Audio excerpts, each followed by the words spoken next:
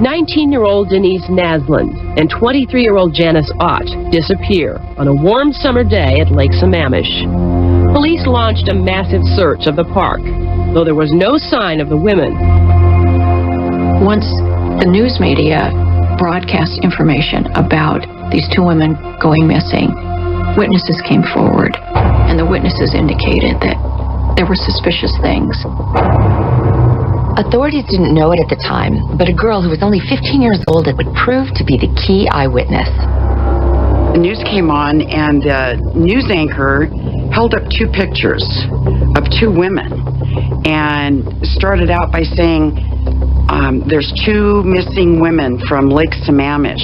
And I looked at one of the pictures, and it was Janice Ott. And I really felt like I had a knot in my throat. I remember turning to my dad. I said, that girl was laying next to me on the beach, and she left with this guy. He said, well, I'm going to have to call the police department.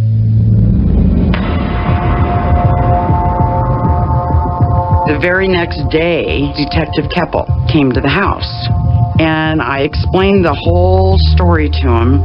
She turned out to be a pretty good witness.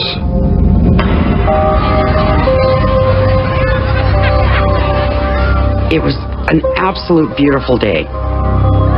I'd say by noon, it was literally wall-to-wall people on the beach. Sylvia told Detective Keppel that a smooth-talking stranger had come up to her and asked her for help. This guy came up. He was kind of tall, very tanned, very good-looking. He came up to me and asked me to help him put his sailboat onto his car. And I remember looking at him, and I told him, I said, you know, two of my girlfriends are up at the concession stand, and if I was gone, they would be really worried.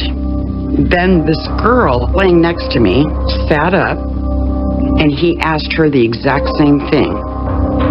And she says, well, I could probably help you with that. And she got up, she got dressed. As she was picking up her towel, she says, hi, my name's Jan. And he said, hi, I'm Ted. He said, my name's Ted. So that's the first time we had a name. And he asked me if I could give a description. The individual was probably about 5'10", with light brown hair, somewhat curly or wavy. Mid-20s, possibly a university student, dressed in white t-shirt, white shorts, white tennis shoes, white socks. And he was wearing a sling, some sort of sling device on his arm. So that was the composite. Witnesses told of a smooth-talking, good-looking young man named Ted who'd been seen talking with them. Police released a composite drawing and description of Ted. The newspaper put the composite out, and I think the headline was, is this the Ted that took the girls? For two women, the composite sketch of Ted hit a little too close to home.